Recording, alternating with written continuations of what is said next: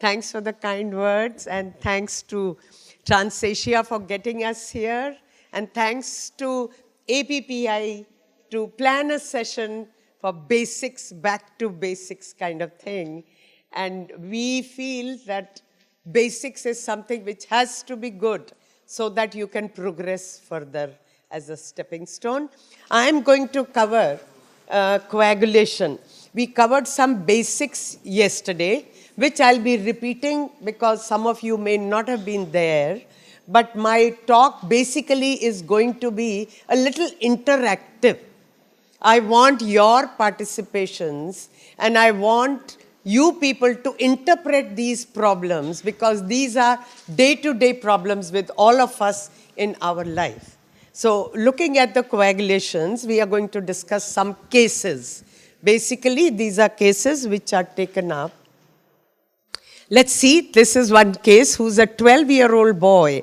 It's a preoperative screening for tonsillectomy. No history of any bleeding tendency in the past, and it has no family history of any bleeding episodes in any of the family members. Please look at the screening coagulogram. This is how we report it, and I'll be happy if you people can look carefully and interpret it and how you would like to proceed further. The boy's bleeding time was normal, done by IV's method. The whole blood clotting time did not clot for 20 minutes also.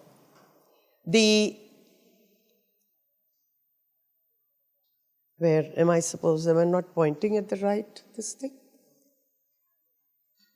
The platelet count normal. They looked good with normal morphology. Retraction was good, which is again the function of platelets. So these three are basically telling us about the platelet count, the platelet function, and the platelet morphology. All three normal. Oh, this is not working. Sorry? Screen? Now, where am I supposed to point it? It's okay. Coming to the coagulation test,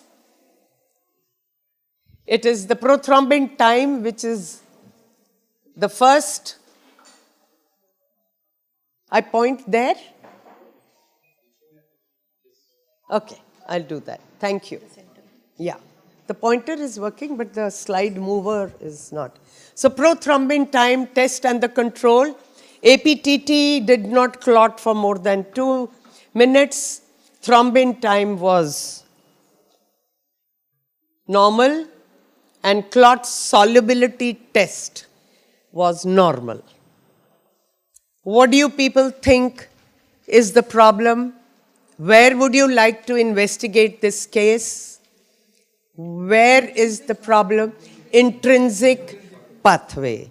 Intrinsic pathway. So we would like to, so we give an opinion at the bottom, which is absolutely necessary because the clinician doesn't know what these readings mean. You have to tell them that this is probably a defect in the intrinsic pathway. So we do the mixing studies, and depending on that, the factor assays. One little thing about the coagulogram. What happens in a classic coagulation cascade? This is what the APTT test is telling us. Starting in the lab, this is classic coagulation cascade. Starting with 12, 11, activated 9, using up 8 platelets and 10 common pathway, activated 10 to prothrombin to thrombin, fibrinogen to, and basically we are detecting the clot at the end of the test. So APTT is a long test, takes longer time. Prothrombin time is only looking at factor 7 with the common pathway here. They both leave out factor 13. So in this case, we are looking at one of the factors here, and we would like to proceed further. We know that in the body, physiologic coagulation cascade inside the body, There is no 12 in the part of coagulation. Going to 11, lot of interaction between tissue factor, factor 7, 9 activated, thrombin going and activating 11. So there is nothing like an intrinsic and extrinsic inside the body. Please remember that. Now, our child did not have any bleeding problem. Blood did not clot for 20 minutes. APTT did not clot for 2-3 minutes. So what is it? That he has all the factors which could have caused a bleeding. He has no bleeding problem. If that was the case, one of these should have been deficient. But this boy has no problem. He is for tonsillectomy, routine screening. So obviously it is in the previous one, which is factor 12. That's the culprit in this case. Probably factor 12 deficiency. So you would like to still do the mixing studies and factor assay. This child turned out to be factor 12. Surgeon refused to do the tonsillectomy. He said, नहीं, coagulation test normal आएंगे तो मैं आगे जाएगा. मैं इस बच्चे को जिसका APTT clot नहीं हो रहा है, I won't touch this boy. We told him, please go cut him up anywhere. This boy is not going to bleed. He did not believe us. Good for the boy. He overcame his tonsils and he's grown well. And 12-13 साल में अब tonsillectomy क्या करनी? Anyway, coming to the second case, this was a 6-year-old child who presented with epistaxis, ecchymosis, had no fever, no other second problem, but did present with these bleedings. The screening coagulogram, please look at it carefully. Clotting time, platelet count, prothrombin time, APTT, thrombin time, and clot solubility tests. What do you think? Where would you like to put this case? Now you've seen the graph. What is PT? Common pathway. So we are looking at highly suggestive of a coagulation defect in the common pathway. Again, you do the mixing studies and factor assay depending on whatever results you do. Look at this. So this child had prothrombin prolonged, APTT prolonged. That means all these factors above 10 here and 7 are out. Only in the common pathway we are looking at. So what you need to do is do fibrinogen. You want to know whether the end point factor 1 is present or not. So you do thrombin time. Or if you don't want to do thrombin time, estimate fibrinogen. So that is adequate. Once you know that fibrinogen is normal, then you are only looking at factor 10, 5 and 2. And again, by doing the mixing studies, 5 can be taken out. So you are left with 10 and 2, depending on what is the problem. Sometimes, especially in babies, neonates and children maybe up to a few months, you can have prothrombin deficiency, vitamin K dependent factors. These are vitamin K dependent factors. So prothrombin, you give a vitamin K administration and they improve. Both PT, APTT become normal. But this child was different and she had factor 10 deficiency. Sorry? Any questions so far? Any clarifications needed? Please be interactive. That's the purpose of this. This 6-month-old baby, ecchymotic patches, no family history. The bleeding time, clotting time, platelets, prothrombin, APTT, thrombin, and last factor 13 screening test, that was clot dissolved. Normally we put it in 5 molar urea solution, leave it overnight, the clot in that. If it is factor 13 deficiency, within an hour the clot starts disintegrating. And you know it, but we keep it overnight. We see it next day. So here you have prothrombin, I showed you, PT, you have APTT, both are normal. Remember, factor 13 is not part of APTT and PT. You have to test it separately. And it is a bleeding disorder, which is quite a serious bleeding disorder. And they have a very, very characteristic history of umbilical stump bleeding. So you should ask the mother in case she has, the baby has had that. So we say coagulogram is suggestive of factor 13 deficiency and ask for a factor 13 assay. Very cumbersome assay, usually not done very routinely. So you can see here that the 3 tests, the prothrombin, the APTT and thrombin, all 3 throw out the factor 13. It is not part of any of these tests. You must remember that, but it is a serious clotting problem. Let's come to this female who is 35 years old, delivered 20 days back, fever, hypotension, septic bleeding, petechiae, very classical history. And the screening coagulogram showed bleeding time prolonged, clotting prolonged, platelets low, platelets looked normal, retraction poor. Obviously, if the platelet count is low, you will have poor retraction. PT prolonged, APTT prolonged, and TT also prolonged. Clot solubility normal. What do you think? DIC, in which both, that means PT, APTT, prolonged platelets are low, and that is the classical thing. And in case you have the thrombin time prolonged, that means fibrinogen is also not there, and that is the thing you will write. With this classical history, you will ask, that's suggestive of DIC, and advise plasma fibrinogen and D-dimer in this particular case. 4-year-old child, petechial rash on the body, bleeding from mouth. History of fever 7 days ago, no past history and no family history of significance.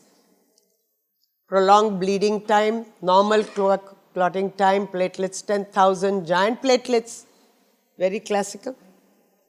PT normal, APTT normal, TT normal, and clot solubility normal. So we are looking basically at a platelet defect which is bleeding, and probably the function, the problem is in the platelet number. If the platelet count was normal, more than 40,000, you will think of a platelet function defect. But here you have a reason for the bleeding, and so you will report it as thrombocytopenia. You can't call it straight away ITP. You will report it as thrombocytopenia. All parameters are within normal limits. Any thrombocytopenia, you ask for a bone marrow examination. And then ITP is a diagnosis of exclusion. Okay, 10-year-old boy, 5 days fever, rash, abdominal pain. That was his picture. His coagulogram, bleeding time, clotting, platelets, PT, APTT, thrombin. What is it? What are we dealing with? Sorry? This, all clotting tests are normal, but you see he is bleeding. You can see he has petechiae and purpura, both.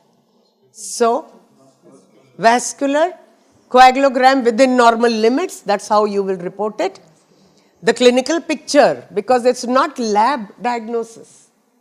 It's the clinical picture with the lab normal report that you will say that it is highly suggestive of allergic purpura or Henoch-Schönlein purpura. So, that's one, and I think this is the last case. 2-year-old boy, easy bruising, hematomas on injury and no family history of significance. Bleeding time, clotting time, platelets normal, PT normal, APTT prolonged, thrombin normal, and clot solubility normal. You are looking at some, again, in the APTT intrinsic pathway.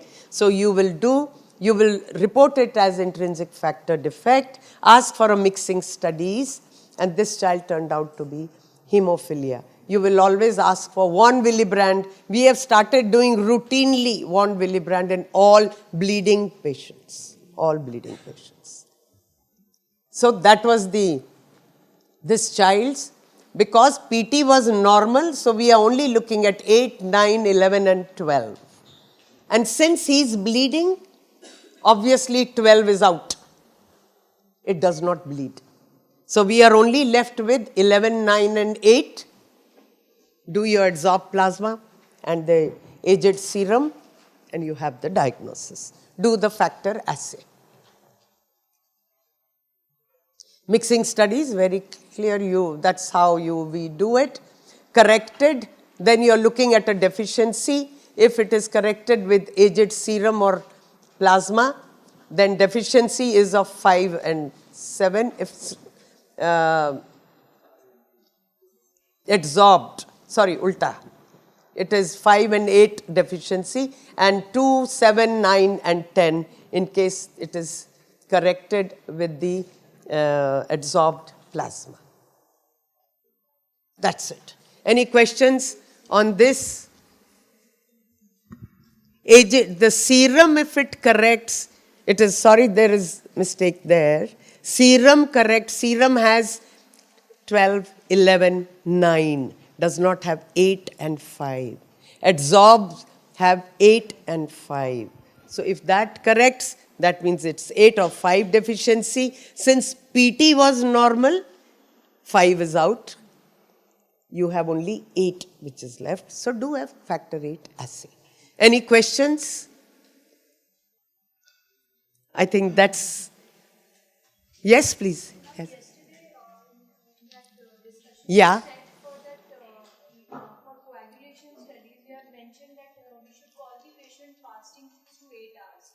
So I'll tell you, because if they bleeding patient, आप उसको दूध पिला के लाओगे तो plasma थोड़ा turbid होता है.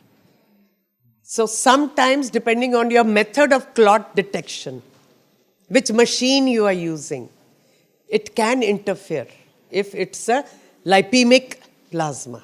So we tell them कि घंटा पहले बच्चे को कुछ खिला के मत लाओ. Even adults, we tell them, if they are coming for a bleeding coagulation proper workup, we give proper time and we say you come fasting. Don't take milk and milk products that way. Otherwise, juice P रहे कुछ ले रहे, doesn't really matter. Doesn't matter. It's only for the turbidity of the plasma. Anything else? Any doubts?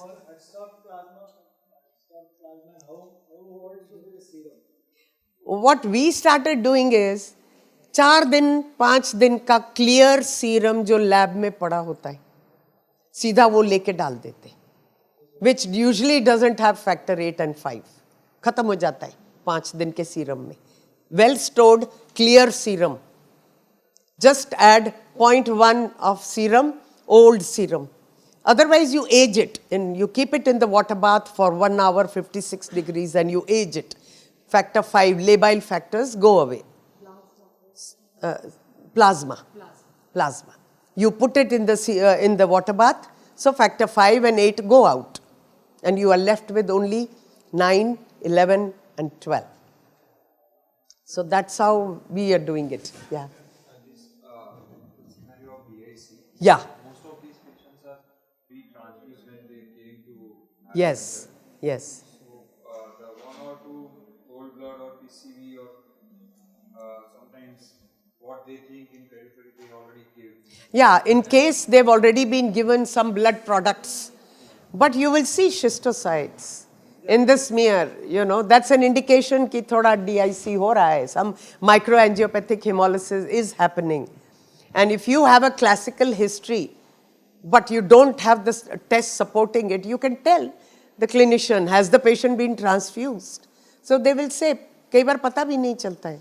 But that's the most probable diagnosis. And if you don't have any history, you will only write that PT, APTT prolonged, with TT prolonged, do fibrinogen, D-dimer, and that may clinch your diagnosis. Good negative predictive value rather Negative, yes, absolutely. Yeah, D-dimer is the one which we have been using most of the time, which is the cross-linked. It is in vivo clotting is seen when you have cross-linking of this fibrinogen. Those are broken up. So. the score of that IPSS also, they suggest that you use both and both are positive or both are negative. That negative For DIC, yeah. for diagnosis of DIC, Both yes. are negative, then it has a very good value. Very good value, yeah. But we have been just using the D-dimers. Obviously, if your thrombin time is prolonged, your fibrinogen is low. So we don't even do it many times. We just straight away do D-dimer. Negative, we say, okay, it is not DIC. Look for hypofibrinogenemia. Look for hypofibrinogenemia. Like children, babies come, sorry. After how many hours of transfusion of FFP or cryoprecipitate do you recommend a follow-up PTPTK? Follow PT-PTTK, you will have to do it every day because you need to see whether the coagulation defect is corrected or not. Yeah. From a clinical point of view, we get a call from the clinician saying that I have transfused FFP and cryoprecipitate 4 घंटे में, at 10 o'clock in the morning. 4 घंटे में you can do it. And sometimes we do it morning and evening to see that the patient is stabilizing. Your APTT is correcting. 4 hours after the last transfusion. 4 hours. You can do it after the completion of the last product being given. It starts having an effect. You will see it. These are all labile. 7 hours, so anyway, it's going out of your system. You need to top it up. Platelets are the last to come up. So don't, in case you see thrombocytopenia disappearing, that's a very good sign. But that is usually the last. First PT, next APTT, and then platelets start coming up. Yes, please.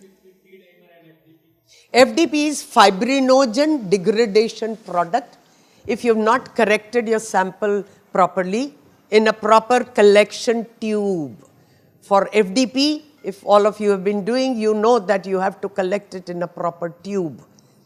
Proper. If you're doing it by that latex method, again, it's how much sample. Fibrinogen to blood में होता है. Degrade भी होता है. So you are seeing those degraded products. You don't know whether it's been made inside the body clotting or is it made outside in transportation and lying in the lab. For that, D-dimer is the one. This cross-linking happens when factor 13 acts on your clot and cross-links it so that it's a firm clot. And on that, the plasminogen and plasmin system works and breaks it. Or even the degraded products work like an anticoagulant. They also break these links. And you have these D-dimers with the double, if you people have seen. Yeah, these dimers are formed. And these dimers are in vivo production inside the body clotting, which does not happen. So if you do FDP, it's better to confirm with the D-dimer test. Always, always. FDP is normal. It is necessary to do D-dimer every time. Yes. Yes. D-dimer has a better negative predictive value. People with pulmonary embolism, we just do a D-dimer. If it's negative, we tell them कि चलो pulmonary embolism hood नहीं है. Yeah.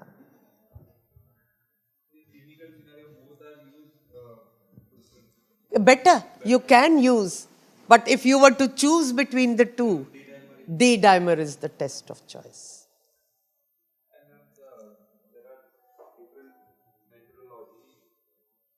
Different methodologies of doing D-dimers also. Which one is the most? They're all good. They're all good. Some give you an actual value and some give you the dilutional values. Anything, you have to just put your norms and say up to 400, 800 is the normal in my lab. But FDP's best is people have started doing it in automated instruments. It works very well. Has little issues of standardizations because it's a very sensitive test, but it works very well. So choose your method, what you are comfortable with, but put your norms first. That 200 is my cutoff, I've seen. At least you have to generate your own lab week or normal. Normally, these kits give you a range. Yeah, better too. But one test by itself does not mean DIC. You have to have everything together. That is it. Okay, I think I'll stop.